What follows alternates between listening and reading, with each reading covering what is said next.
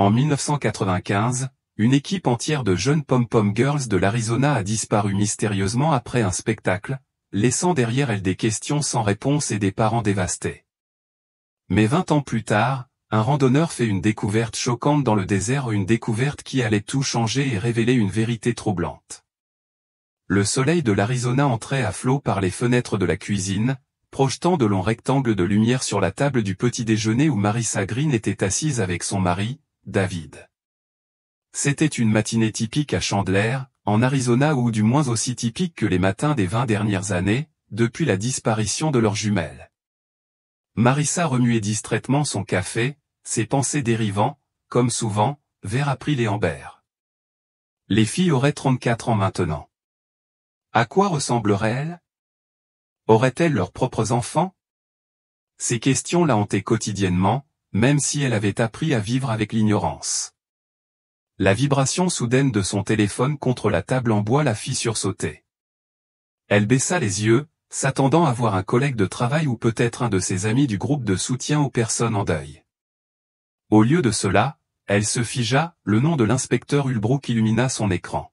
« David », dit-elle d'une voix à peine plus forte qu'un murmure, « c'est l'inspecteur Ulbrook. » David leva brusquement la tête de son journal, les yeux écarquillés d'incrédulité. L'inspecteur Liam Ulbrook avait été l'enquêteur principal sur l'affaire de leur fille, une affaire qui était tombée dans l'oubli des années auparavant malgré la couverture médiatique et les recherches approfondies. « Réponds », insista David en posant sa tasse de café d'une main tremblante. Marissa fit un geste pour accepter l'appel, le cœur battant à tout rompre. « Bonjour, Madame Green. » La voix grave de l'inspecteur Ulbrook résonna dans le haut-parleur. « J'espère ne pas vous déranger. »« Pas du tout », répondit Marissa en mettant l'appel sur haut-parleur pour que David puisse entendre. « Est-ce que tout va bien? Nous avons une mise à jour importante concernant l'affaire de vos filles, a déclaré le détective, son ton mesuré mais avec un fond d'urgence qui a fait se serrer l'estomac de Marissa. « Quel genre de mise à jour ?» demanda-t-elle, la voix légèrement brisée.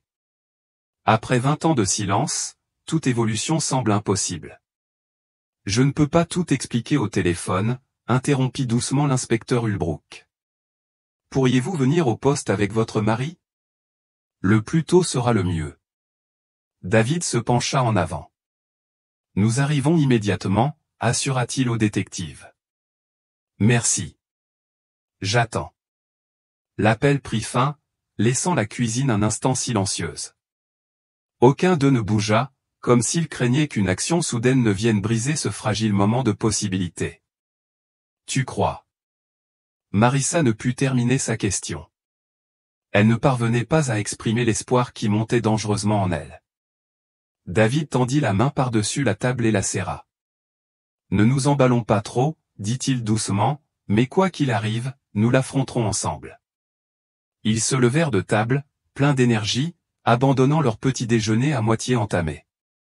Marissa attrapa son sac à main tandis que David récupérait son portefeuille et ses clés.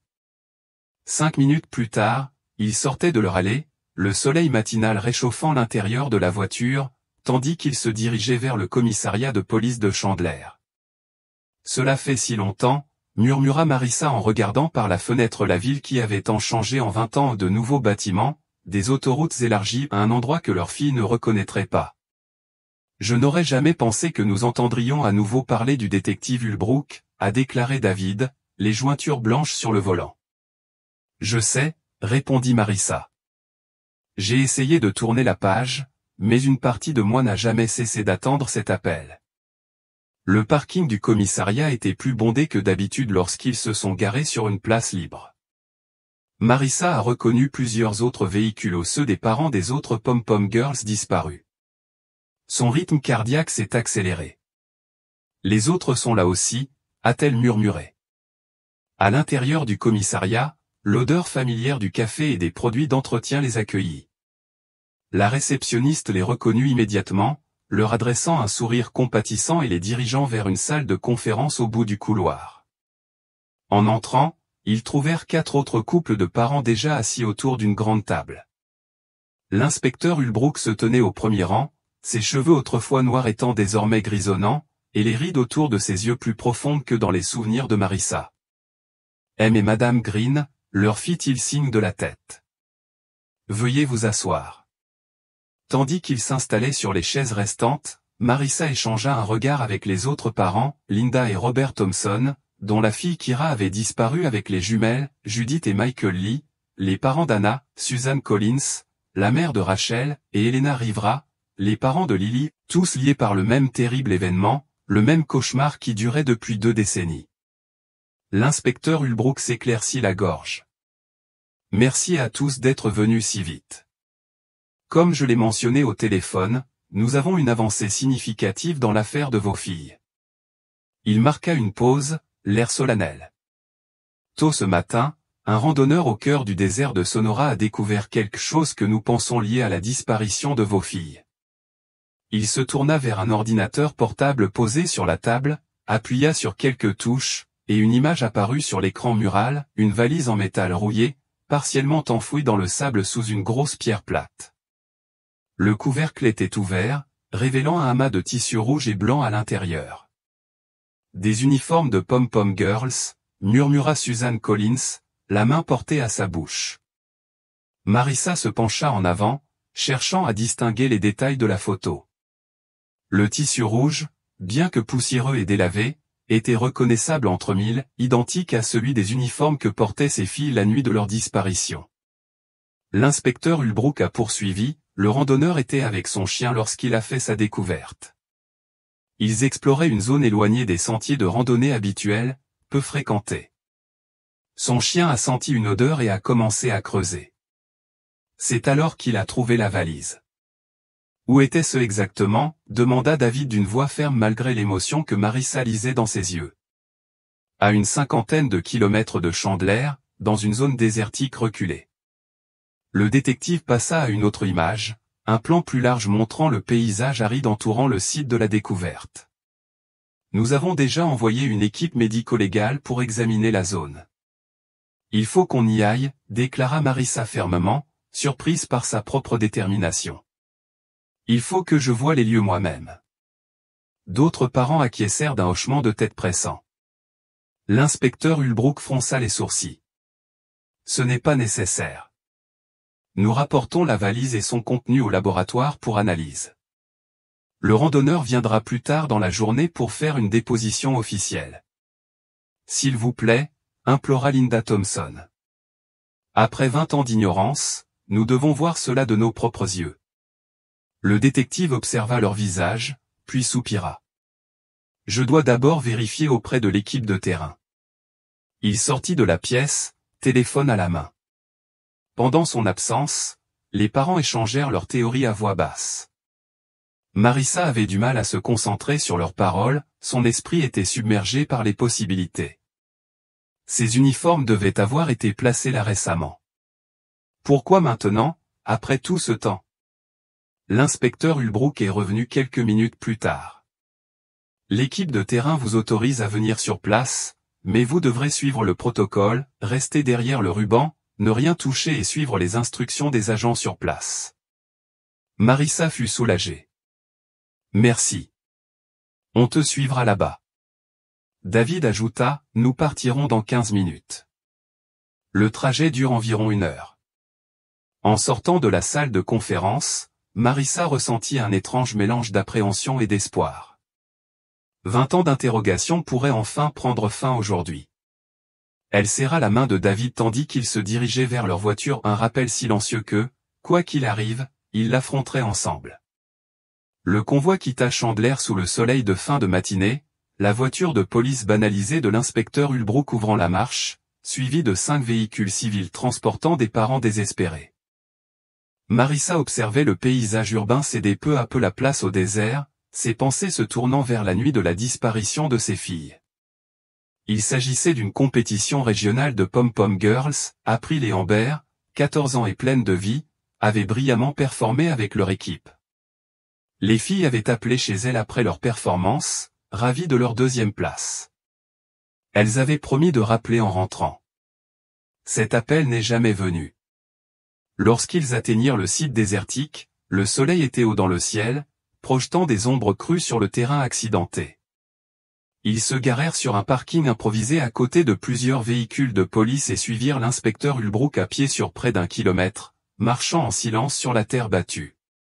Une tente blanche avait été dressée sur les lieux, entourée de rubans jaunes de sécurité. Plusieurs policiers et techniciens de la police scientifique se déplaçaient méthodiquement. En approchant, Marissa aperçut un homme debout sur le côté avec un chien de taille moyenne en laisse, le randonneur qui avait fait la découverte. L'inspecteur Ulbrook lui fit signe.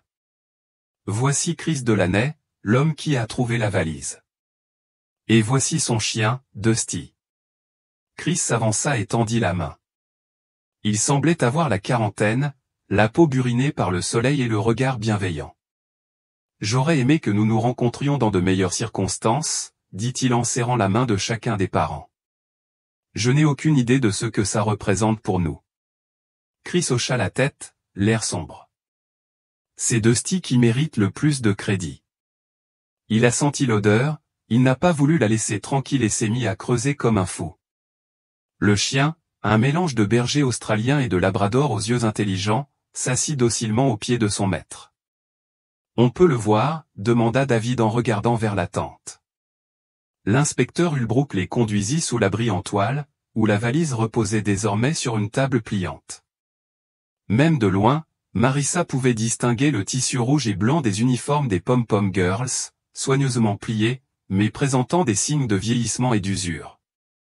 D'après l'état des uniformes et de la valise elle-même, un technicien médico-légal a expliqué « Nous pensons qu'ils ont été enterrés ici relativement récemment, peut-être au cours de la dernière année environ. » Récemment, demanda Peter Rivera. Mais nos filles ont disparu il y a 20 ans. C'est ce qui rend cette découverte si inhabituelle, a admis l'inspecteur Ulbrook. Il semble que ceux qui ont caché ces uniformes l'aient fait à la hâte. L'enterrement était peu profond et la couverture de pierre n'était pas particulièrement lourde, presque comme s'il s'attendait à ce que personne ne s'aventure aussi loin dans le désert. Alors que les parents se rassemblaient autour de la table pour examiner de plus près les preuves qui pourraient enfin les mener à leur fille, Marissa remarqua du mouvement au loin.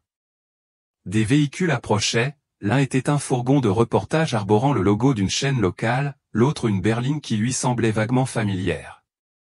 Lorsque la berline se gara et que son conducteur en sortit, Marissa ressentit un choc. Vincent Carroway, l'ancien entraîneur de Pom-Pom Girls des filles, s'avançait vers elle d'un pas décidé.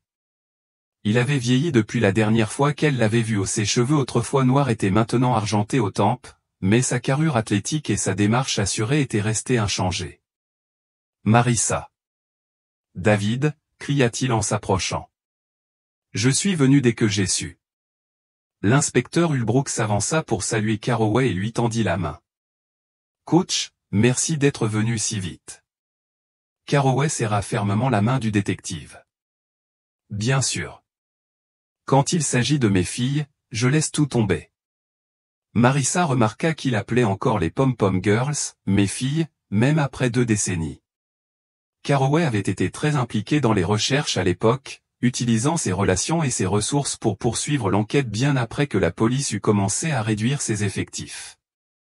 Nous avons décidé d'informer les médias de cette nouvelle évolution, a expliqué l'inspecteur Ulbrook aux parents réunis. Cette affaire a touché toute notre communauté il y a 20 ans. Des centaines de bénévoles ont participé aux recherches. Les gens méritent de savoir que nous avons trouvé quelque chose. Marissa observait les journalistes installer leur matériel à proximité. Une jeune femme, munie d'un micro, parlait déjà à l'un des policiers, hochant la tête avec attention à chaque information qu'elle recevait. Vincent Carroway s'approcha de la table où reposait la valise. Il fixa les uniformes, l'air indéchiffrable. Après toutes ces années, murmura-t-il, je n'ai jamais cessé d'espérer qu'on les retrouverait. Il se tourna vers Chris Delaney, toujours debout avec son chien près de la tente. Merci, dit-il sincèrement en tendant la main au randonneur. Votre découverte pourrait enfin nous aider à trouver des réponses. Carroway s'est ensuite dirigé vers les parents, saluant chacun d'une chaleureuse poignée de main ou d'une douce caresse sur l'épaule. Arrivé à Marissa et David, son regard s'est adouci. Ça fait longtemps, a-t-il dit doucement. Comment allez-vous ? Au mieux de mes possibilités, répondit David. On a entendu dire que tu n'étais plus à l'école. Carroway hocha la tête. J'ai quitté l'école il y a une dizaine d'années. Mais j'entraîne toujours des pom-pom girls de manière indépendante. J'ai lancé mon propre programme. Avant qu'ils puissent poursuivre leur conversation, une journaliste s'est approchée, accompagnée d'un caméraman. Nous aimerions interviewer les parents, si vous le souhaitez, a-t-elle dit en demandant la permission à l'inspecteur Ulbrook. L'inspecteur a hoché la tête. Un par un, s'il vous plaît, et soyez bref. Les entretiens ont commencé, chaque groupe de parents exprimant un espoir renouvelé que cette découverte puisse permettre de retrouver leur fille ou, au moins, de comprendre ce qui leur était arrivé. Marissa a vu Suzanne Collins s'effondrer au milieu d'une phrase, submergée par l'émotion, en parlant de sa fille, Rachel. Quand ce fut leur tour, Marissa et David se tinrent devant la caméra, se tenant la main pour se soutenir. Madame Green, qu'est-ce que cela fait d'avoir ce nouveau rôle principal après 20 ans, a demandé le journaliste. Marissa prit une grande inspiration. C'est bouleversant. Nous n'avons jamais cessé de chercher nos filles, nous n'avons jamais cessé d'espérer. Si April et Amber sont quelque part, si elles peuvent voir cette émission, nous voulons qu'elles sachent que nous sommes toujours à leur recherche. Nous ne cesserons jamais de vous chercher. Monsieur Green, qu'espérez-vous tirer de cette découverte, a poursuivi le journaliste. La voix de David était posée, même si Marissa sentait sa main trembler. Au moins, tournez la page. Mais ce que nous espérons vraiment, c'est ce que tout parent dans notre situation espère, retrouver nos enfants vivants et les ramener à la maison. Une fois l'interview terminée, Marissa s'est rendue compte qu'elle avait oublié sa bouteille d'eau et son appareil photo dans la voiture. Je devrais aller les chercher, a-t-elle dit à David. Je veux prendre quelques photos de cet endroit avec mon bon appareil photo. Mon téléphone ne captera pas assez de détails. Je viendrai avec toi, proposa David. Ils ont contacté l'inspecteur Ulbrook pour lui faire part de leur plan. D'accord, a-t-il dit. Mais restez sur le chemin emprunté. On peut facilement se perdre ici, dans le désert, et nous n'avons pas besoin de nouvelles disparitions aujourd'hui. Ils hochèrent la tête en signe de compréhension et commencèrent à marcher vers le parking. Le soleil de midi les frappait de plein fouet, la chaleur s'élevant par vagues visibles depuis le sol sablonneux. Tout en marchant, Marissa scrutait le paysage environnant, s'imprégnant de l'immensité du désert. Quelque chose à l'horizon attira son attention, un camion partiellement caché par une crête, et ce qui semblait être deux hommes qui le contournaient. L'un semblait tirer quelque chose de lourd vers le véhicule, tandis que l'autre était accroupi derrière un grand cactus, près de rochers. « David » murmura-t-elle en lui touchant le bras pour l'arrêter. « Regarde là-bas. » David suivit son regard. « Je les vois. Il y a quelqu'un assis dans le camion aussi. Que font-ils ici ?» Marissa se demanda à voix haute, c'est trop loin de tout sentier pour les randonneurs normaux. David plissa les yeux pour se protéger du soleil. Ils font probablement une pause dans leur randonnée tout-terrain, ou quelque chose comme ça. Marissa secoua la tête, son instinct lui disant que quelque chose clochait. Pourquoi quelqu'un traînerait-il un sac lourd s'il ne fait que faire une pause? Et que fait cet autre homme près de ces rochers? Sans attendre la réponse de David, elle changea de cap et se dirigea vers le camion lointain. Marissa, siffla David en se précipitant à sa suite. Que fais-tu? L'inspecteur Ulbrook a dit de rester sur le sentier. Je veux juste voir ce qu'il manigance, répondit-elle en accélérant le pas, quelque chose ne va pas. David la rattrapa et lui saisit doucement le bras. C'est dangereux. On devrait plutôt prévenir l'inspecteur Ulbrook. Le temps qu'on revienne, il pourrait être parti, argumenta Marissa en s'écartant. J'ai besoin de savoir si ça a un rapport avec nos filles. Alors qu'ils approchaient, les hommes près du camion les remarquèrent. Marissa leva la main pour les saluer et cria « Bonjour ». La réaction fut immédiate et alarmante. Les hommes s'interpellèrent, abandonnant leurs activités. L'homme qui traînait le sac le jeta dans la benne du camion, tandis que celui qui était près des rochers se précipitait vers le véhicule, tenant ce qui ressemblait à une pelle. En quelques instants, les 3 hommes étaient dans le camion, qui a rugi et s'est éloigné à toute vitesse, soulevant un nuage de poussière dans son sillage. « Tu as vu ça ?» s'exclama Marissa. Ils se sont enfuis. Dans les dernières secondes avant que le camion ne disparaisse, Marissa remarqua un petit autocollant sur la lunette arrière, un logo de l'entreprise. Instinctivement, elle saisit son téléphone et tenta de prendre une photo, mais le camion roulait trop vite et était déjà trop loin. L'image résultante était floue. C'était le logo de l'entreprise sur la lunette arrière, dit-elle à David, le cœur battant.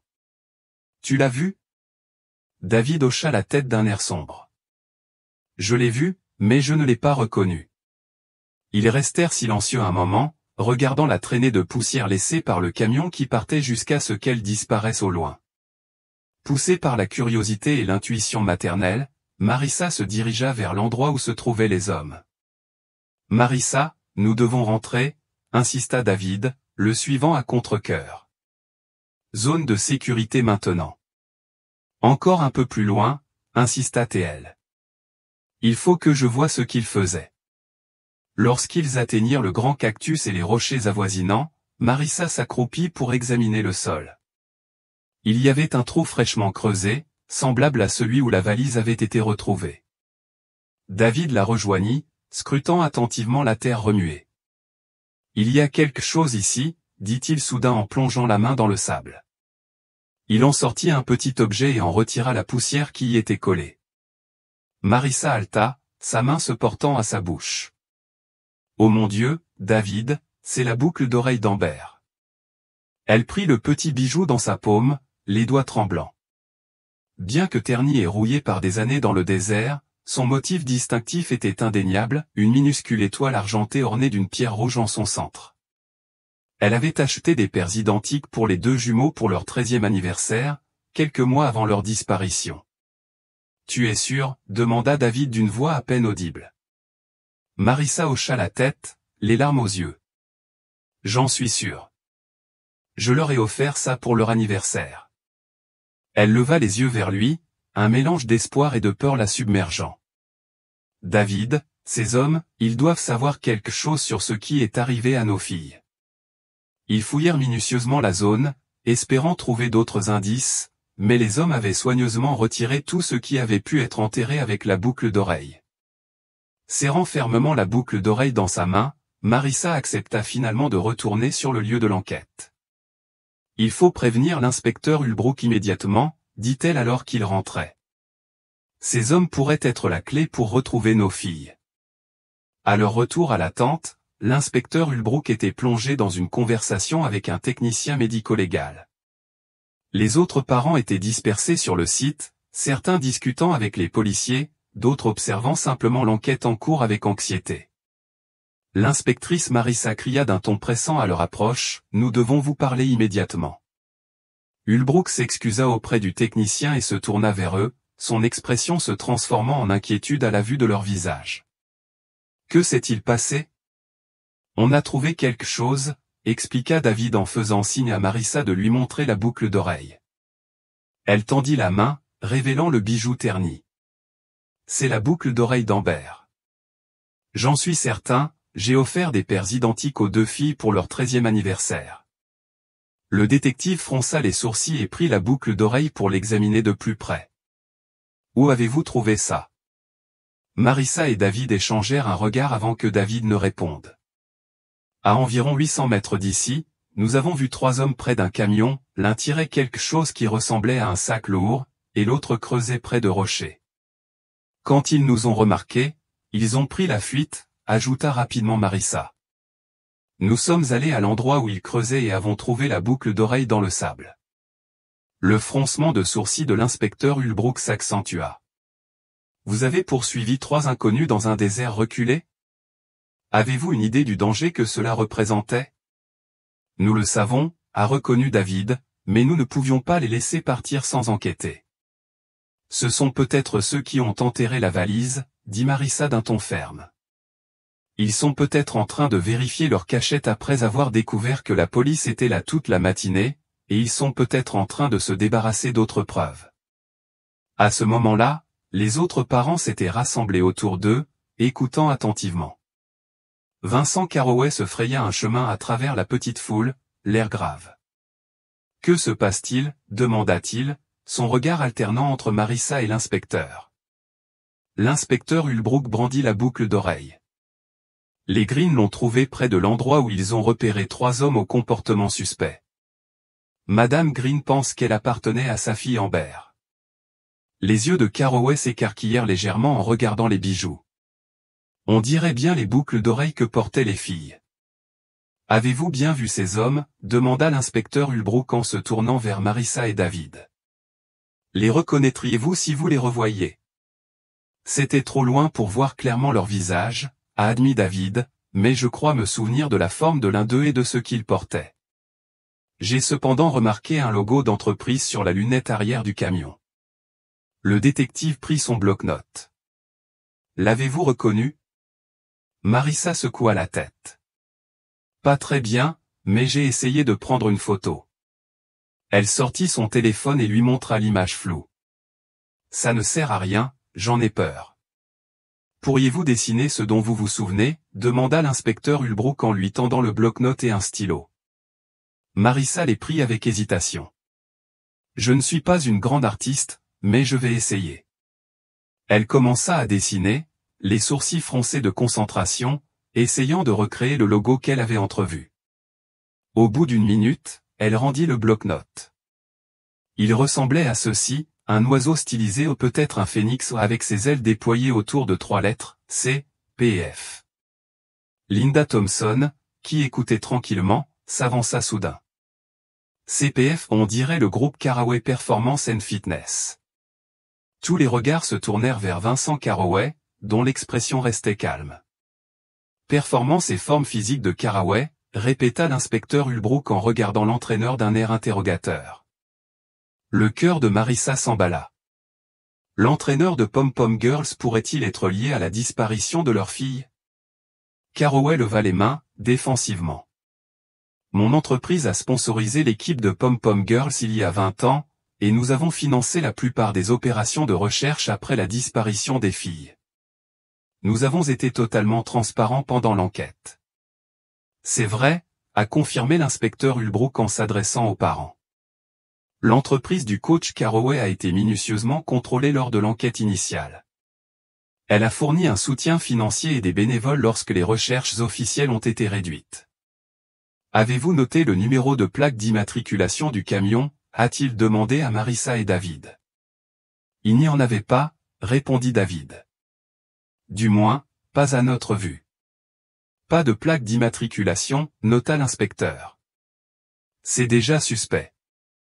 Michael Lee, le père d'Anna, essayait lui aussi d'esquisser le logo. Il brandit son dessin. Aurait-il ressemblé à ça ? Demanda-t-il à Marissa. Son croquis représentait un oiseau stylisé aux ailes déployées encerclant les lettres CPF en gras. Il ressemblait étrangement à ce que Marissa avait décrit. Oui, confirma-t-elle. C'est très similaire à ça, c'est vraiment similaire à mon ancien logo d'entreprise. Carroway a admis, comme je l'ai dit, j'ai vendu cette entreprise il y a 20 ans, avant que les filles ne disparaissent. L'inspecteur Ulbrook haussa un sourcil. À qui ? À un homme d'affaires nommé Matthew Rand, répondit Carroway. Il m'a gardé comme consultant pendant un certain temps, ce qui explique pourquoi l'entreprise est restée associée à moi pendant les opérations de recherche. Cependant, je n'ai plus aucun lien officiel avec le CPF depuis près de 20 ans. L'inspecteur Ulbrook prit une autre note, j'aurais besoin des détails de cette vente et des coordonnées actuelles de Monsieur Rand. Bien sûr, acquiesça Carroway. Tout ce qui pourrait aider à retrouver les filles. Pendant ce temps, le détective se tourna vers Marissa et David. Pouvez-vous nous montrer exactement où vous avez vu ces hommes et trouvé la boucle d'oreille ? Oui, dit David. Ce n'est pas loin d'ici. J'aimerais vérifier s'il y a des traces de pneus. Le détective Ulbrook a expliqué, s'ils sont partis précipitamment, ils ont peut-être laissé une trace que nous pouvons suivre. Marissa hocha la tête avec empressement. C'est bien ce que je pensais. La route désertique qu'ils ont empruntée n'est pas très fréquentée, leurs traces de pneus sont peut-être encore visibles. L'inspecteur réfléchit, puis hocha la tête. J'enverrai une équipe enquêter sur la zone et suivre les traces que nous trouverons. Mais vous deux, restez ici ou retournez au poste. Ça pourrait être dangereux. On comprend, dit David, même si Marissa semblait sur le point de protester. On aimerait au moins regarder de loin. Après un moment d'hésitation, l'inspecteur Ulbrook accepta. Vous pouvez attendre au camp de base que nous avons installé, mais vous n'irez pas plus loin. Il les fixa d'un regard sévère. Plus d'expéditions en solo. Alors que le détective rassemblait une petite équipe d'agents pour l'enquête, Chris Delaney s'est approché avec son chien, Dusty. Je connais bien la région, proposa-t-il. Je pourrais vous aider à guider votre équipe. L'inspecteur Ulbrook secoua la tête. J'apprécie votre offre, monsieur Delaney, mais nous ne pouvons pas risquer l'intervention de civils à ce stade. Le randonneur hocha la tête en signe de compréhension. Bien sûr. Je me disais juste que je devais le proposer. Marissa tendit la main pour lui toucher le bras. Merci quand même, et merci encore d'avoir retrouvé la valise. Sans toi et Dusty, nous ne serions peut-être jamais arrivés jusqu'ici. Chris sourit doucement. Content d'avoir pu aider. L'inspecteur Ulbrook a demandé à un agent d'escorter Marissa, David et les autres parents jusqu'au camp de base, leur proposant d'attendre dans un restaurant voisin les dernières nouvelles de l'équipe d'enquête. En s'éloignant, Marissa a remis la boucle d'oreille à l'inspecteur, qui l'a soigneusement scellée dans un sac à preuves. Nous découvrirons ce qui est arrivé à vos filles, promit-il. D'une manière ou d'une autre. Marissa hocha la tête, espérant désespérément qu'il avait raison. Après 20 ans d'incertitude, ils étaient enfin proches des réponses où elle le sentait. Elle priait simplement pour que ces réponses ne lui brisent pas le cœur à nouveau. Le trajet du retour vers la civilisation lui parut interminable. Marissa contemplait par la fenêtre le paysage désertique qui défilait, l'esprit bourdonnant d'idées. Qui étaient ces hommes? Que faisaient-ils dans le désert? Et surtout, que savaient-ils d'April et d'Amber? Nous devrions manger quelque chose, suggéra David alors qu'ils approchaient d'un petit groupe de bâtiments, une station-service, un restaurant et ce qui ressemblait à un magasin général. Il faudra peut-être des heures avant qu'on ait des nouvelles de l'inspecteur Ulbrook, acquiesça distraitement Marissa. Manger était bien la dernière chose à laquelle elle pensait, mais elle savait que David avait raison, ils devaient garder des forces pour ce qui les attendait. Ils arrivèrent sur le parking du restaurant, un talus de gravier poussiéreux où quelques véhicules étaient éparpillés. Le néon, ouvert, bourdonnait à la vitrine, contrastant joyeusement avec le paysage désolé. À l'intérieur, le restaurant était frais et sombre après le soleil éclatant du désert. Il avait le charme typique d'une petite ville, des banquettes en vinyle rouge, un comptoir avec des tabourets pivotants, et une odeur de café et d'oignons grillés flottant dans l'air. Quelques habitants étaient assis au comptoir, sirotant leur café et discutant tranquillement. Marissa et David choisirent une banquette dans le coin du fond, où ils pouvaient discuter en privé tout en gardant un œil sur la porte. Une serveuse d'âge mûr s'approcha avec une cafetière et 2 menus. « Bonjour, tout le monde », les salua-t-elle chaleureusement. « Un café pendant que vous vous décidez. »« S'il te plaît », répondit David en retournant sa tasse. Après que la serveuse eut rempli leur tasse et pris leur commande de déjeuner, un club sandwich pour David et un bol de soupe pour Marissa, ils restèrent assis en silence pendant un moment, tous deux perdus dans leurs pensées. « Je n'arrive pas à croire qu'on ait retrouvé la boucle d'oreille d'Amber après tout ce temps, dit finalement Marissa à voix basse. Ce n'est pas une coïncidence. David serra sa tasse de café dans ses mains, comme pour y trouver du réconfort. Je sais, mais il faut laisser la police faire son travail, Marissa. Ces hommes pourraient être dangereux. Marissa se pencha en avant, le regard intense. Et si la police ne les retrouve pas? Et si ces hommes savent où sont nos filles et qu'on les perd à nouveau? On devrait retourner là où on a vu le camion et suivre la piste nous-mêmes. C'est dingue, rétorqua David à voix basse. La police a des ressources et une formation que nous n'avons pas. De plus, l'inspecteur Ulbrook sait faire son travail, n'est-ce pas? La voix de Marissa se durcit, l'amertume s'installant. Ça fait 20 ans, David, 20 ans, et ils n'ont rien trouvé. Il a fallu un randonneur avec un chien pour trouver cette valise dans le désert, et elle n'était pas profondément enfouie. Qu'est-ce que cela vous dit sur la rigueur de la police? David tendit la main par-dessus la table pour la prendre. Je comprends ta frustration, crois-moi. Mais se précipiter seul dans le désert n'aidera pas à prier Amber. Ça pourrait empirer les choses.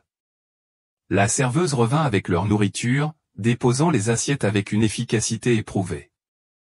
Déficience. Tiens. Puis-je t'apporter autre chose? Non, merci, répondit David en lui offrant un sourire poli tandis que la serveuse glissait une mèche de cheveux derrière son oreille. Marissa se figea, son attention attirée par un éclat argenté sur le lobe de l'oreille de la femme. C'était une boucle d'oreille ou une petite étoile ornée d'une pierre rouge en son centre identique à celle qu'elles avaient trouvée dans le désert, identique à celle qu'elle avait offerte à ses filles pour leur 13e anniversaire. Excusez-moi, dit Marissa d'une voix tendue. Cette boucle d'oreille que vous portez, puis-je vous demander où vous l'avez trouvée? La serveuse parut surprise par la question, mais pas alarmée. Elle toucha la boucle d'oreille d'un air gêné. Cette vieille boucle?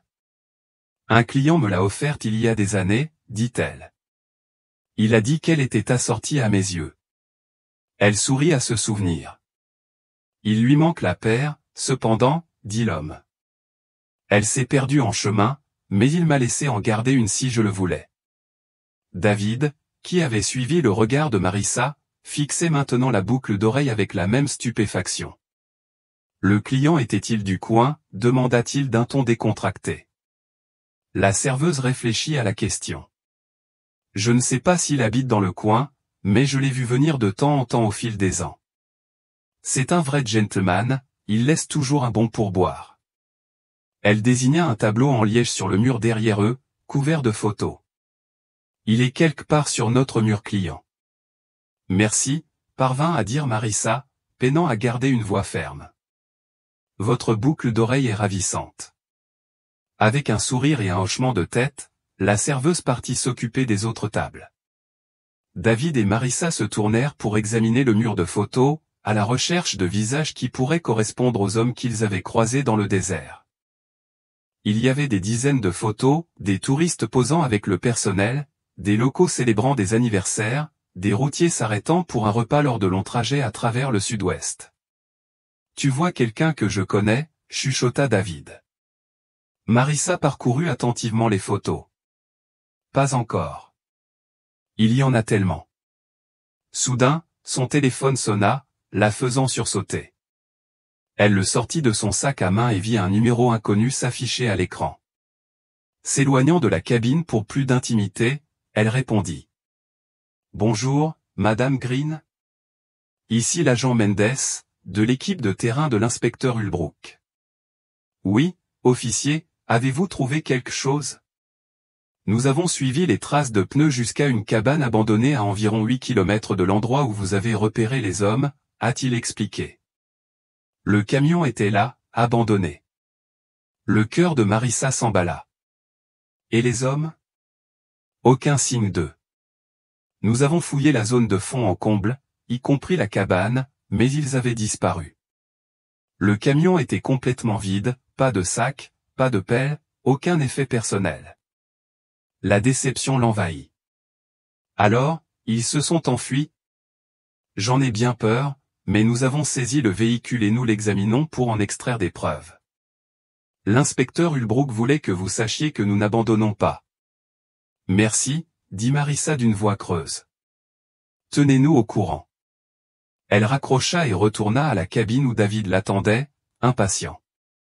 Ils ont trouvé le camion abandonné près d'une cabane, lui dit-elle en se laissant glisser sur son siège. Les hommes sont partis.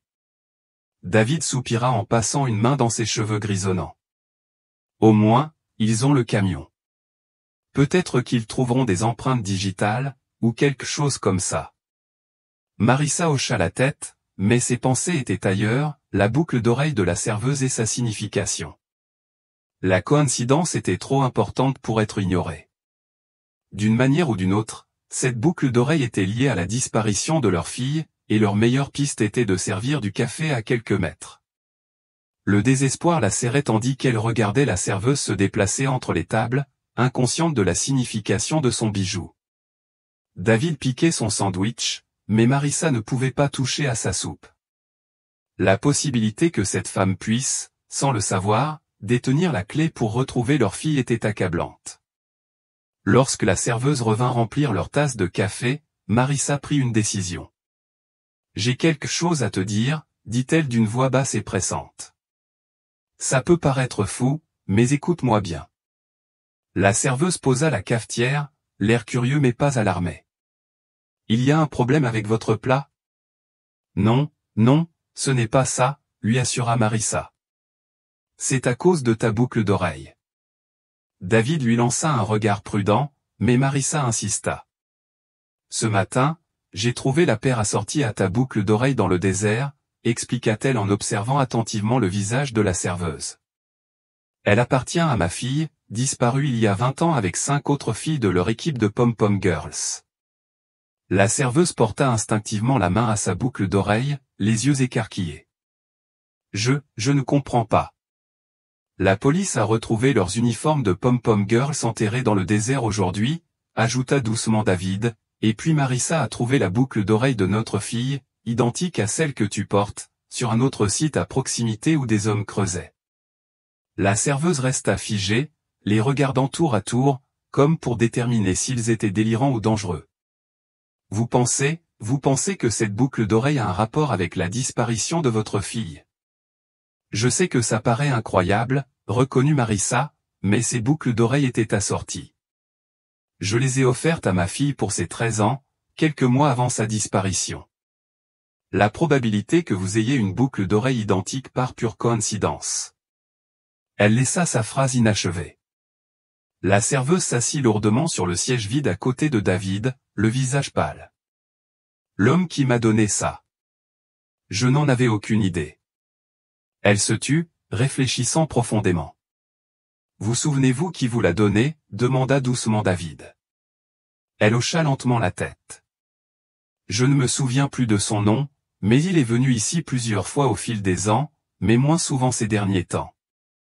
C'est un ami de Gérald Loginger, qui vit dans un ranch à une quinzaine de kilomètres d'ici. Gérald Loginger, répéta Marissa en mémorisant le nom. C'est un client traiteur, expliqua la serveuse. Le client livre des repas à son ranch tous les jours. D'ailleurs, elle regarda sa montre, je dois faire sa livraison dans une vingtaine de minutes.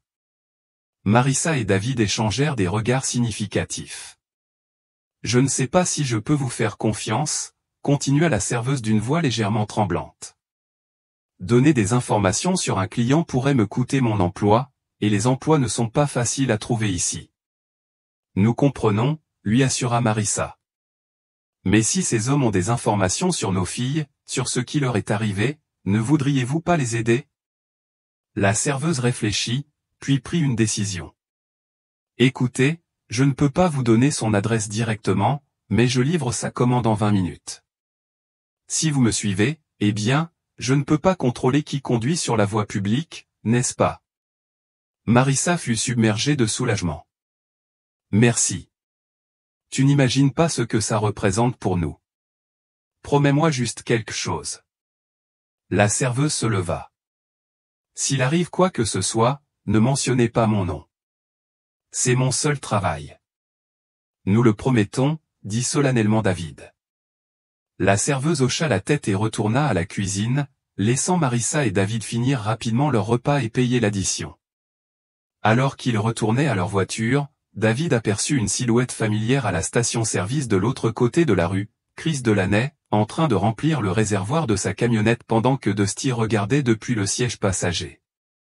Avant qu'il puisse l'approcher, la porte latérale du restaurant s'ouvrit et la serveuse en sortit, chargeant plusieurs grands sacs isothermes à l'arrière d'une petite moto de livraison. Elle croisa brièvement le regard de Marissa, puis détourna le regard en sécurisant les sacs et en montant sur la moto. « Allons-y », murmura Marissa en se glissant sur le siège passager de leur voiture. David démarra le moteur et attendit que la serveuse s'engage sur la route avant de la suivre à distance. Ils roulèrent dans un silence tendu, le désert s'étendant à perte de vue de chaque côté de la route. Au bout d'une quinzaine de minutes, la serveuse s'engagea sur un chemin de terre marqué par un panneau en bois patiné indiquant « Logging Ranch propriété privée ». David continua sa route après la bretelle, puis s'arrêta une fois hors de vue. « Et maintenant ?» demanda-t-il. « On attend qu'elle parte, puis on s'approche du portail », décida Marissa. « On demandera à parler à Gérald Loginger au sujet de son ami Matthew, l'homme qui a offert la boucle d'oreille d'Amber à la serveuse. » « Mais c'est risqué », a déclaré David. « Peut-être qu'aujourd'hui, on se contentera d'observer, suggéra Marissa. Au moins, on sait où se trouvent ses biens et on pourra le signaler à la police. Ils firent marche arrière et se garèrent sur une petite butte qui offrait une vue sur l'entrée du ranch sans être trop visible.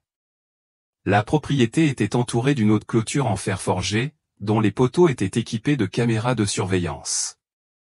Au-delà, ils apercevaient plusieurs bâtiments, une grande maison principale, 2 bâtiments plus petits qui pourraient être des maisons d'amis, et au loin ce qui ressemblait à des écuries. La serveuse avait garé sa moto près du portail et remettait la commande à un agent de sécurité. La taille de la livraison laissait penser qu'elle était destinée à nourrir de nombreuses personnes, bien plus que ce dont un seul propriétaire de ranch aurait besoin. Quel genre de ranch a besoin de servir des dizaines de personnes chaque jour, se demanda David à voix haute. Peut-être qu'il a beaucoup d'employés de ranch, suggéra Marissa, même si elle partageait ses soupçons selon lesquels quelque chose d'inhabituel se produisait sur la propriété de Loginger. Après quelques minutes, la serveuse récupéra ses sacs de livraison vides et remonta sur sa moto. Ils la regardèrent s'éloigner, disparaissant sur le chemin de terre dans un nuage de poussière. « On appelle l'inspecteur Ulbrook ?» demanda David, la main posée sur son téléphone. Marissa réfléchit à cela.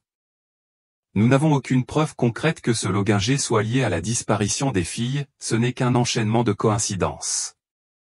Je ne suis pas sûr que l'inspecteur laisserait tout tomber pour enquêter sur cette base. » Alors qu'ils réfléchissaient à leur prochaine action, le portail du ranch s'ouvrit en grinçant et une Jeep bleue en sortit. À l'intérieur se trouvaient 3 hommes. Marissa les reconnut immédiatement à leurs vêtements et à leurs chapeaux, les mêmes qu'ils avaient vus plus tôt dans le désert. « C'est eux », siffla-t-elle en se baissant sur son siège. David s'est tendu alors que la Jeep s'approchait, dépassant leur voiture garée et s'engageant sur la route principale. Pendant un bref instant, alors que les véhicules se croisaient, Marissa croisa le regard d'un des hommes assis à l'arrière. « Ils nous ont vus », murmura-t-elle, le cœur battant la chamade. « Il faut qu'on parte. » David démarra le moteur et s'engagea sur la route, s'éloignant du ranch. Dans le rétroviseur, il vit la Jeep ralentir, puis faire demi-tour pour les suivre. « Ils nous poursuivent », dit-il d'une voix nouée par la peur. Marissa se tourna sur son siège pour regarder derrière eux. La Jeep prenait de la vitesse, clairement décidée à les rattraper. Plus vite. David appuya sur l'accélérateur, mais leur voiture ne faisait pas le poids face à la Jeep sur la route accidentée du désert. En quelques minutes, la Jeep les rattrapa et fit une embardée, forçant David à freiner brusquement pour éviter une collision. Les portes de la Jeep s'ouvrirent et les 3 hommes en sortirent simultanément. 2 autres véhicules surgirent du portail du ranch au loin, fonçant vers eux. « David », souffla Marissa, la peur lui serrant la gorge, « qu'est-ce qu'on fait ?» Mais il était trop tard pour s'échapper. Les hommes encerclèrent leur voiture, l'un d'eux leur faisant signe de baisser les vitres. « Sortez de la voiture », ordonna-t-il, ne laissant aucune place à la discussion. N'ayant pas le choix, Marissa et David obtempérèrent et sortirent dans l'air chaud du désert, les mains levées. « Qui êtes-vous et pourquoi surveillez-vous le ranch ?» demanda un autre homme. Marissa se redressa, puisant courage dans son désespoir. « Je m'appelle Marissa Green. Voici mon mari, David. Nous recherchons nos filles disparues il y a 20 ans. Nous avons des raisons de croire que quelqu'un dans ce ranch pourrait avoir des informations à leur sujet. » Les hommes échangèrent un regard, puis le premier parla dans une radio accrochée à sa chemise. « Nous avons le couple du désert. Ils disent qu'ils recherchent leur fille disparue. Ils attendent des instructions. » Au bout d'un moment, Une voix grésillante répondit, « Amenez-les ». Encerclés par les hommes, sans aucune chance de s'échapper, Marissa et David furent escortés dans l'un des véhicules fraîchement arrivés et conduits jusqu'aux portes du ranch La Vendée. Leur quête de réponse les avait menés droit dans ce qui pourrait être la gueule du loup, et Marissa hésitait entre la terreur et l'espoir à l'idée de découvrir enfin la vérité sur ce qui était arrivé à leur fille. L'intérieur du La Vendée Ranch était impeccablement entretenu, avec des pelouses impeccables entourant la maison principale et des parterres de fleurs soigneusement entretenus bordant l'allée. Il ressemblait à n'importe quel refuge de riches, paisible, ordonné, sans la moindre trace de l'obscurité que Marissa soupçonnait de se cacher sous la surface. On les conduisit dans la maison principale par une entrée latérale et un couloir décoré d'œuvres d'art occidentales de grande valeur. Les hommes les conduisirent dans une pièce vide qui ressemblait à une sorte de bureau, avec des étagères le long d'un mur et un grand bureau dominant l'espace. Les fenêtres offraient une vue sur les montagnes au loin, la beauté du paysage contrastant fortement avec la peur ressentie par Marissa. « Attendez ici », ordonna l'un des hommes avant de les fouiller et de confisquer leurs effets personnels, dont leur téléphone, leur portefeuille et la clé de la voiture. Puis, sans un mot de plus, ils partirent et fermèrent la porte derrière eux. David essaya immédiatement d'ouvrir la porte, mais elle était verrouillée. « Ils nous ont piégés », dit-il d'une voix tendue par l'anxiété. « On aurait dû appeler l'inspecteur Ulbrook. »« C'est trop tard maintenant », répondit Marissa en fouillant la pièce à la recherche de quoi que ce soit qui pourrait l'aider. Les tiroirs du bureau étaient verrouillés, et il n'y avait rien à portée de main qui puisse servir d'arme. « Que nous veulent-ils » se demanda David en faisant les 100 pas, nerveux. « S'ils sont impliqués dans la disparition des filles, pourquoi ne pas se débarrasser de nous dans le désert? Pourquoi nous amener ici » Marissa secoua la tête. « Je ne sais pas, mais ils doivent avoir une raison. » Ils se turent tandis que des pas approchaient de la porte. La porte s'ouvrit sur un homme trapu d'une 60aine d'années, vêtu d'un costume sur mesure coûteux. Malgré la chaleur du désert, ses cheveux argentés étaient soigneusement coiffés et il portait une lourde montre en or au poignet, gage de richesse et de pouvoir. M et Madame Green, les salua-t-il d'une voix douce et cultivée. « Je suis Gérald Loginger. J'ai cru comprendre que vous posiez des questions sur moi. »« Où sont nos filles » demanda Marissa en s'avançant. « S'il vous plaît. Les avez-vous vues » Loginger haussa un sourcil, amusé par sa franchise. « Droit au but, je vois. Mais je me demande ce qui amène un couple âgé chez moi, à espionner mes hommes. Mon équipe de sécurité vous a vu plus tôt dans la journée dans le désert, les observant de loin. Et maintenant que vous débarquez ici, vous voulez bien m'expliquer. » David posa une main ferme sur le bras de Marissa. « Nous avons trouvé des preuves reliant votre ranch à la disparition de nos filles il y a 20 ans, dit-il d'un ton neutre. Un uniforme de pom-pom girl enterré dans le désert. Une boucle d'oreille appartenant à notre fille Amber, que votre ami a offerte à une serveuse du restaurant. Et un camion avec le logo CPF dessus. » Marissa ajouta, « Caraway Performance and Fitness, l'entreprise qui sponsorisait l'équipe de pom-pom girls de nos filles. » L'expression de Loginger resta neutre, mais quelque chose brilla dans ses yeux, la reconnaissance, peut-être, ou la lassitude. « Vous avez été occupé, » reconnut-il. « Mais je crains que vous ne soyez tombé sur quelque chose que vous ne comprenez pas, alors, expliquez-nous, » le défia Marissa. « Racontez-nous ce qui est arrivé à nos filles. » Loginger s'assit au bord du bureau, les examinant d'un œil calculateur. « L'information a un prix très élevé, Madame Green, et je ne suis pas sûr que ce soit à moi de vous fournir l'explication que vous cherchez. »« Quel prix » demanda Marissa, désespérée. « On paiera n'importe quoi. Dis-nous juste où sont appris les Amber. » Un sourire glacial éclaira le visage de Loginger. « Ce n'est pas une question d'argent, mais comme tu en as déjà trop appris, je n'ai plus beaucoup d'options. » Il se leva et s'avança vers la porte, l'ouvrant pour révéler les 3 hommes qui attendaient dehors. « Conduis-les aux logements spéciaux. S'ils veulent voir les femmes, ordonna-t-il, assure-toi qu'elles soient à l'aise. Elles resteront avec nous un bon bout de temps. »« Mais monsieur, êtes-vous sûr » demanda l'un des hommes avec hésitation. « Oui » répondit-il froidement. « Je laisse ce vieux danseur décider quoi faire d'eux. Vous ne pouvez pas faire ça, protesta David tandis que les hommes entraient et les prenaient par le bras. On va nous chercher. La police sait qu'on suivait une piste.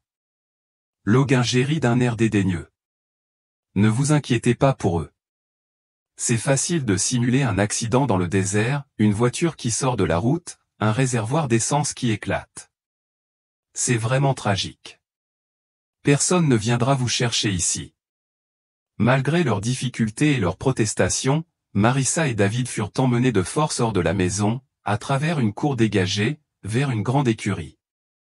À l'intérieur, tout semblait normal à première vue, des boxes pour les chevaux, des réserves de nourriture et de matériel. Mais les hommes les conduisirent vers ce qui ressemblait à un placard à provisions, à l'arrière du bâtiment. L'un d'eux ouvrit la porte, révélant un escalier descendant dans l'obscurité. « Pousse-toi » ordonna-t-il en poussant David en avant. Ils descendirent l'escalier, l'air devenant plus frais et plus humide à chaque pas. En bas se trouvait une autre porte, en métal lourd, munie d'une serrure électronique complexe. L'homme composa un code et elle s'ouvrit, révélant un bunker souterrain. L'espace était étonnamment vaste, avec des murs et un sol en béton, et des néons bourdonnant au-dessus. Il y avait plusieurs lits de camp contre un mur, un petit coin salle de bain séparé par un mur partiel, et une kitchenette rudimentaire dans un coin. Mais ce qui attira immédiatement l'attention de Marissa, ce furent les 3 femmes assises sur les lits de camp, observant leur entrée d'un œil méfiant et hanté. Les hommes forcèrent Marissa et David à s'agenouiller au centre de la pièce, leurs mains liées à un tuyau métallique qui allait du sol au plafond. Sur ces mots, ils se retournèrent et partirent, la lourde porte se refermant derrière eux avec un bruit sourd qui résonna dans le silence. Un moment de silence régna, tandis que Marissa et David peinaient à assimiler ce qu'ils voyaient. Les femmes semblaient avoir une trentaine d'années, l'âge qu'aurait leur fille aujourd'hui. Elles étaient minces, avec une peau pâle qui suggérait qu'elles voyaient rarement le soleil, mais elles étaient propres et semblaient physiquement indemnes, même si leurs yeux disaient le contraire. « Qui êtes-vous » demanda finalement l'une des femmes d'une voix douce et hésitante. Avant qu'ils puissent répondre, des pas lourds descendirent l'escalier et la porte s'ouvrit à nouveau pour laisser entrer Gérald Loginger. Il observa la scène avec satisfaction. « C'est ce que je voulais dire par le prix élevé de l'information », dit-il à Marissa et David. Vous aurez désormais tout le temps du monde pour apprendre la vérité, tandis que vous passerez le reste de votre vie dans ce petit bunker douillet avec les survivants. Des survivants, répéta David, la voix brisée. Loginger l'ignora et se tourna vers les femmes. Mesdames, voici vos nouvelles colocataires. Je suis sûr que vous aurez plein de choses à vous dire. Il retourna vers la porte, marquant une pause en l'atteignant. Oh, et ne vous imaginez pas les aider à s'échapper. Vous vous souvenez de la dernière fois que quelqu'un a essayé ça, n'est-ce pas? Les femmes tressaillirent visiblement, l'une d'elles détournant le regard comme pour cacher ses larmes. Loginger partit, la porte se refermant derrière lui dans le bruit de plusieurs serrures. Tandis que ses pas s'éloignaient dans l'escalier, Marissa l'entendit parler à quelqu'un, la voix haute de colère. « Ce satané danseur » murmura-t-il. « Passez-moi un coup de fil pour Matthew et Carroway. Espérons que Carroway ne parle pas à la police pour sauver sa peau. » Ce nom fit sursauter Marissa, Vincent Carroway, l'entraîneur des Pom Pom Girls. Il était impliqué, après tout.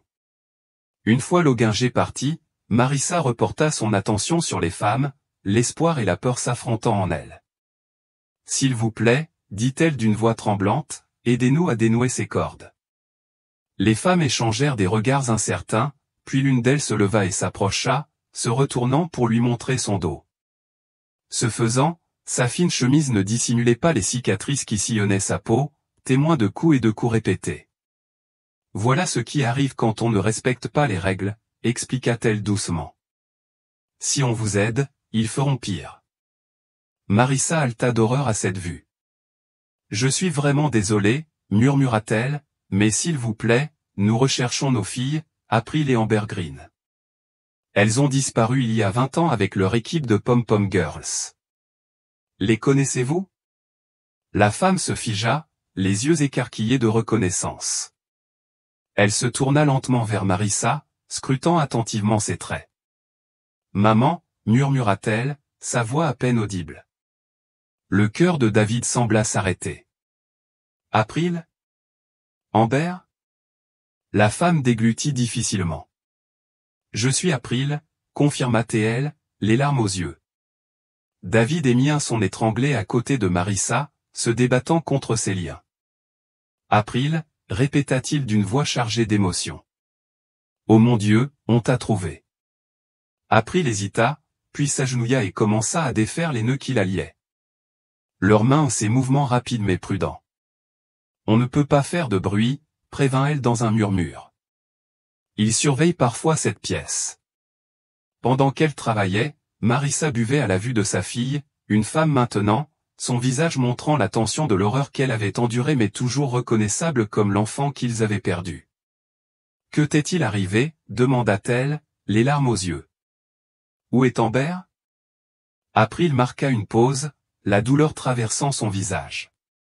Seuls 3 d'entre nous ont survécu, dit-elle doucement, moi, Kira Thompson et Annalie. Elle fit un signe de tête aux 2 autres femmes, qui observaient les retrouvailles avec un mélange d'espoir et de prudence. Rachel est décédée des suites d'une infection sexuellement transmissible il y a quelques années. Elle n'a pas pu bénéficier des soins médicaux appropriés. Marissa ferma brièvement les yeux, absorbée par l'horreur de ce que sa fille lui racontait. Et Amber, demanda-t-elle, même si une partie d'elle connaissait déjà la réponse. Les mains d'April tremblaient tandis qu'elle continuait à travailler sur les nœuds. Amber et Lily ont été tués pour avoir tenté de s'échapper avec nous. C'était la dernière fois qu'on essayait de s'enfuir. Elles nous ont fait regarder pour nous donner une leçon. Un sanglot s'échappa de la gorge de Marissa, la douleur de savoir que son autre fille avait été assassinée était presque insupportable. David pleurait à chaudes larmes à ses côtés, les épaules tremblantes de chagrin. « Je suis vraiment désolé, » murmura April, libérant enfin les mains de Marissa. « Je n'aurais jamais cru te revoir. Que fais-tu ici? Comment nous as-tu trouvés? » Tandis qu'April s'apprêtait à détacher David, Marissa lui expliqua l'histoire de la valise retrouvée dans le désert, de la boucle d'oreille et comment elles avaient suivi la serveuse jusqu'au ranch. La police sait que nous suivions une piste, assura-t-elle à sa fille. Ils viendront nous chercher si nous ne revenons pas. April secoua la tête, l'air sombre. Maman, s'ils sont aussi doués pour dissimuler leurs traces depuis 20 ans, personne ne nous trouvera ici. Ce bunker est insonorisé. On a crié et appelé à l'aide 1000 fois, mais personne ne nous entend. David, désormais libre, serra April dans ses bras. On n'abandonne pas, promit-il. On trouvera un moyen de sortir d'ici.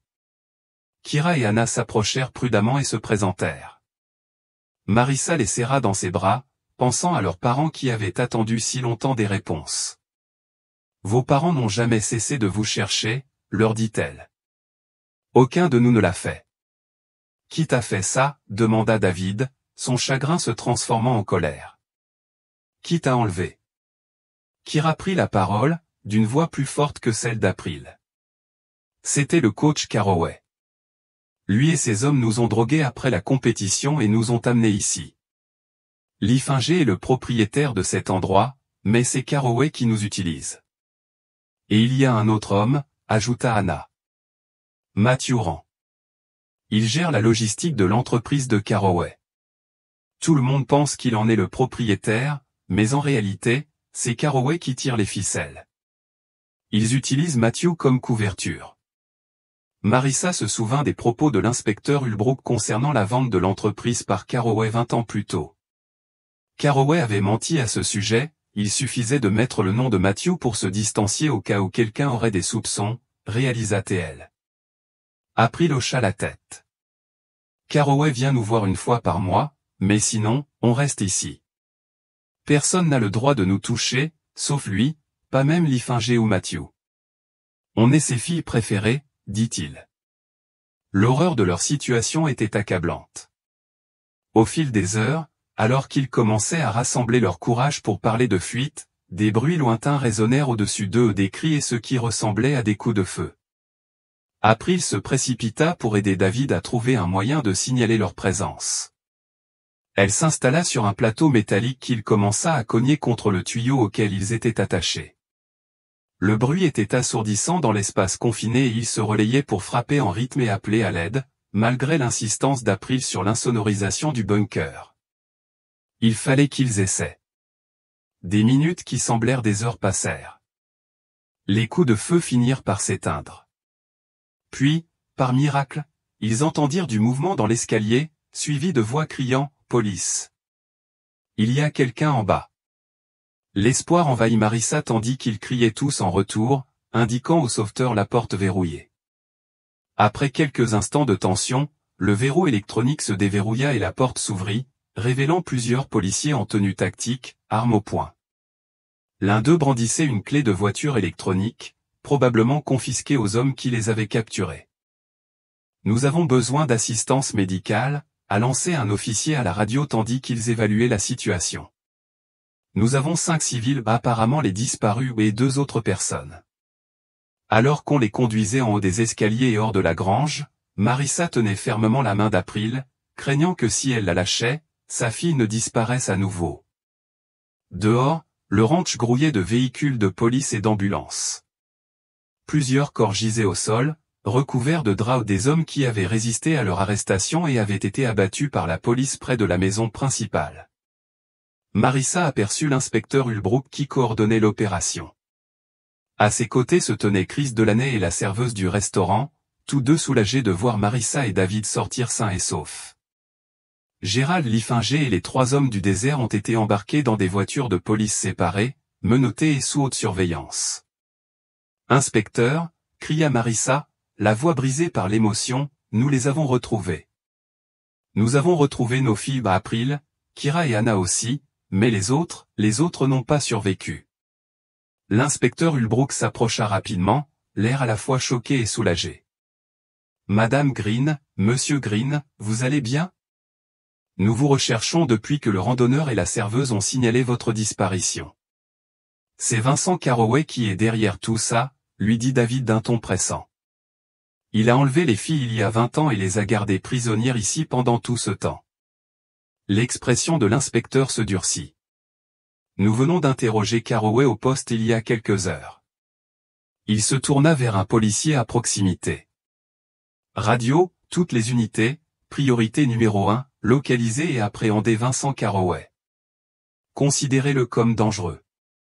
Bloquez toutes les sorties de la ville et inspectez immédiatement son domicile. » Alors que les ambulanciers s'approchaient pour examiner leurs blessures, Marissa ressentit un mélange complexe d'émotions, la joie de retrouver April vivante, le chagrin profond pour Amber et une détermination ardente à ce que justice soit faite. Elles avaient trouvé des réponses, mais la vérité sur ce qui était arrivé à leur fille et aux autres filles était encore en train d'émerger ou une vérité plus horrible qu'elles n'auraient pu l'imaginer. Le commissariat bourdonnait d'activité.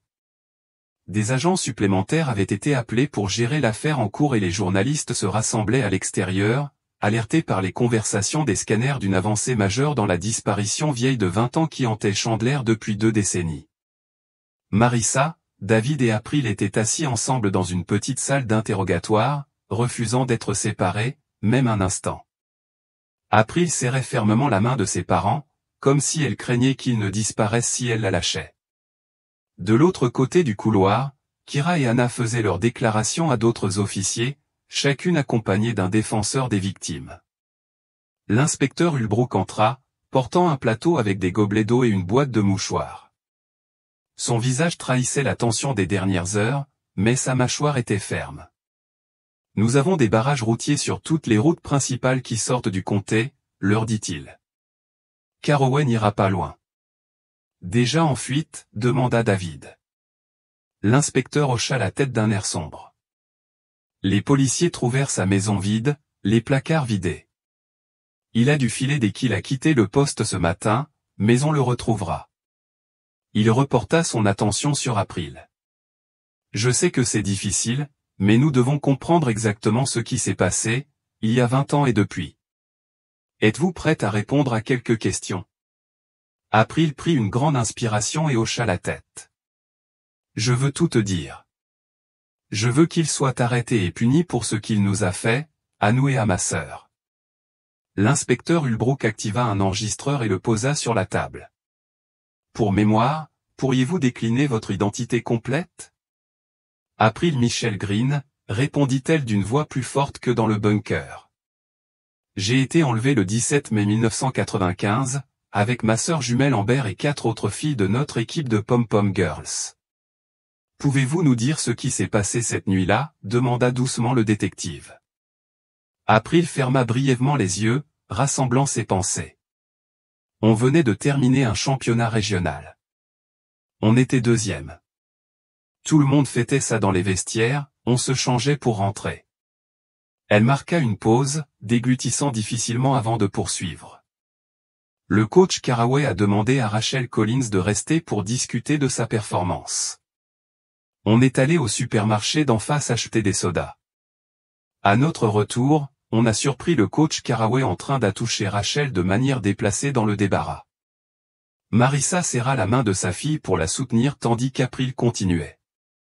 Rachel pleurait, mais le coach n'arrêtait pas de lui dire que ce n'était pas grave, qu'elle était spéciale, qu'il allait faire d'elle une star si elle devenait sa femme de cœur. C'est comme ça qu'il appelait ça, sa femme de cœur. Quand il les a vus là, il a essayé de faire comme si de rien n'était, en disant que Rachel était contrariée par une erreur dans sa routine et qu'il la réconfortait. Que s'est-il passé ensuite? Demanda le détective Ulbrook lorsqu'April se tut. On savait que quelque chose n'allait pas. Lily Rivera a dit qu'on devrait prévenir nos parents ou le directeur de l'école. Le coach s'est mis en colère. Il a quitté la pièce, et on pensait qu'il allait s'en sortir par la force des choses. Mais au lieu de ça, il est revenu avec 3 hommes les mêmes qui étaient au ranch. Ils avaient des seringues. Sa voix s'est brisée et elle a pris un moment pour se ressaisir. Ils nous ont injecté quelque chose. Je me souviens avoir eu des vertiges, puis plus rien jusqu'à ce que je me réveille dans ce bunker. On était toutes les 6 là. Rachel nous a dit que le coach avait eu des comportements inappropriés avec elle pendant des mois. Elle n'était pas la seule qu'il avait ciblée ou plusieurs filles de l'équipe. Il leur avait promis un entraînement spécial et une carrière future si elles devenaient ses épouses d'âme. Certaines d'entre elles ont accepté, croyant à ses promesses de faire d'elles des pom-pom girls professionnelles. Et après votre enlèvement? Demanda le détective. April serra plus fort les mains de ses parents. Au début, on pensait qu'on serait secouru rapidement. On savait que nos parents nous chercheraient, que la police serait aux aguets. Mais les jours se sont transformés en semaines, puis en mois, puis en années. Elle a décrit comment Caraway visitait régulièrement le bunker, sélectionnant l'une des filles pour le servir pendant ses séjours, et comment Loginger et Matthew géraient les opérations quotidiennes de leur captivité, leur fournissant de la nourriture et des produits de première nécessité tout en les gardant isolés du monde extérieur. Rachel est tombée malade il y a environ 5 ans, continua April d'une voix caverneuse. Elle avait des infections et de la fièvre. Nous les avons suppliés de l'emmener chez le médecin, mais ils ont refusé.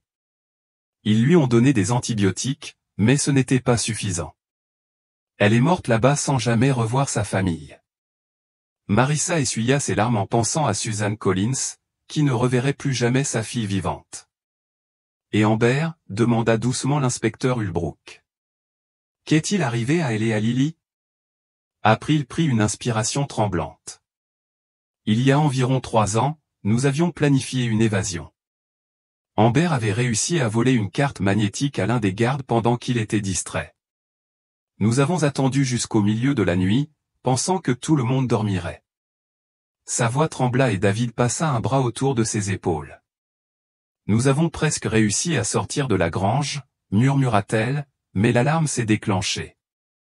Des gardes sont arrivés de partout. Amber et Lily étaient devant, elles ont été attrapées les premières. Caraway était furieux. Il a dit qu'il devait faire un exemple pour s'assurer de notre obéissance. Elle ne put continuer, submergée par le souvenir de ce qui était arrivé à sa sœur jumelle. L'inspecteur Ulbrook attendit patiemment, lui laissant le temps nécessaire. April finit par dire, il les a tués. Il nous a fait regarder pendant qu'il les étranglait. Il a dit que si l'un d'entre nous tentait de s'échapper à nouveau, la même chose se produirait. Après cela, nous savions qu'il n'y avait plus d'espoir. Nous avons juste essayé de survivre au jour le jour.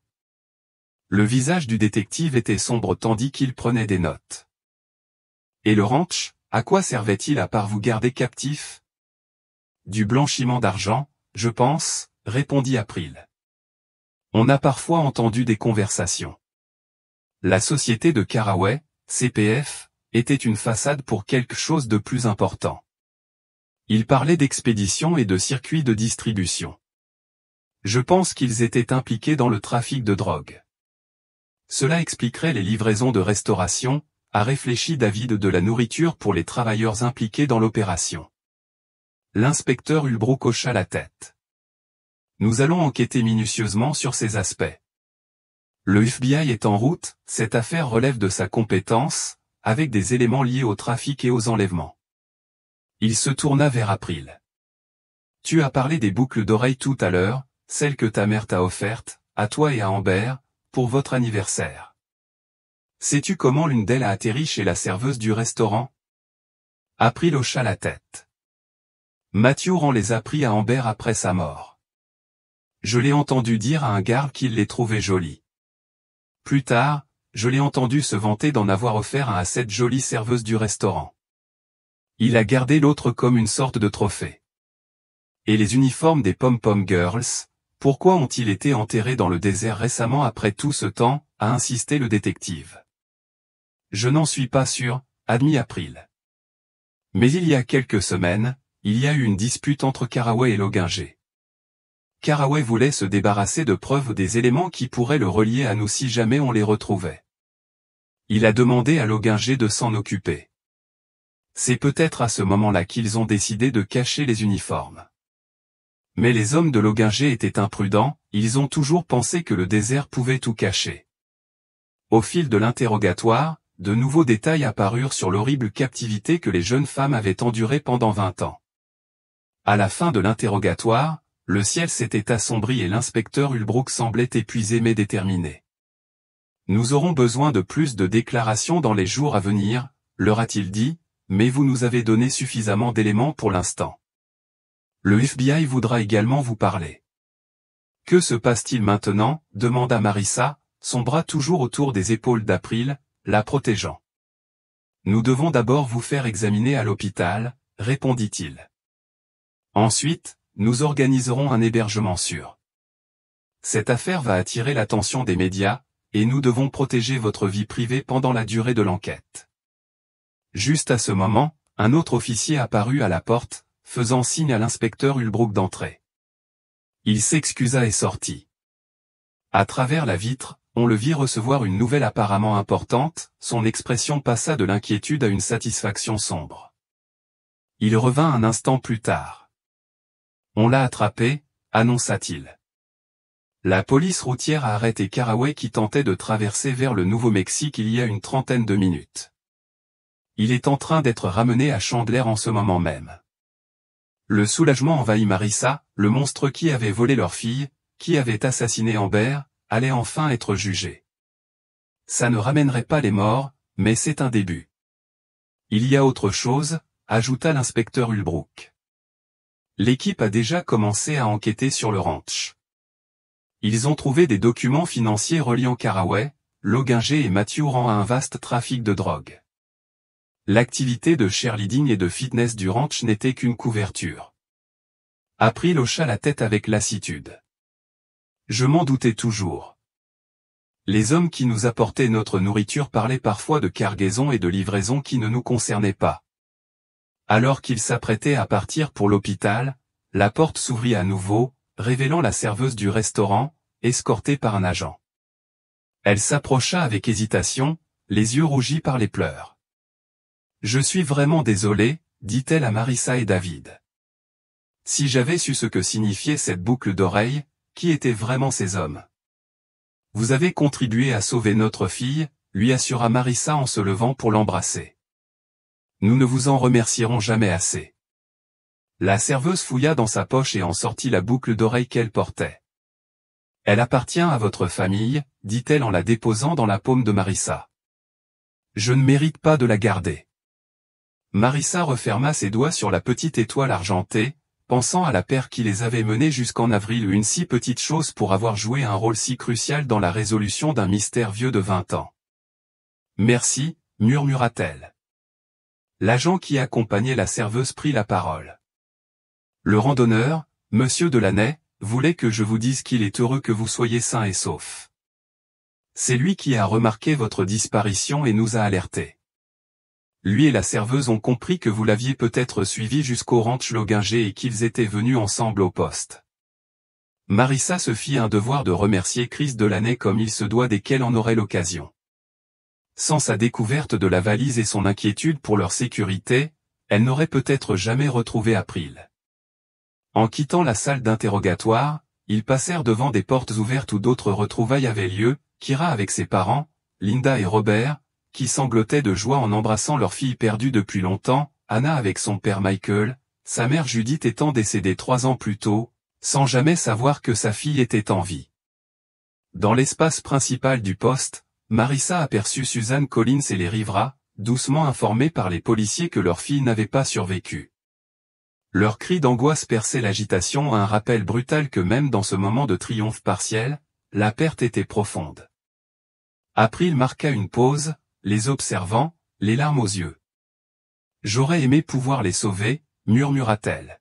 « Rachel, Amber, Lily, elles aussi méritent de rentrer à la maison. »« Tu as survécu, » lui dit doucement David. « Tu as préservé la vérité. Grâce à toi, leurs histoires seront connues et les responsables paieront pour leurs actes. » Marissa serra sa fille contre elle, savourant le miracle de l'avoir à nouveau dans ses bras après 20 ans de vide. Le chemin à parcourir ne serait pas facile, April et les autres survivants avaient des années de traumatisme à digérer, et la famille devait apprendre à vivre avec la joie du retour d'April et la perte confirmée d'Amber. Mais pour l'instant, à cet instant précis, elles étaient ensemble. C'était plus que ce que Marissa avait osé espérer lorsqu'elle s'était réveillée ce matin-là avec un appel téléphonique de l'inspecteur Ulbrook. Un chapitre de leur vie, douloureusement inachevé depuis 2 décennies, touchait enfin à sa fin, laissant place à la suite.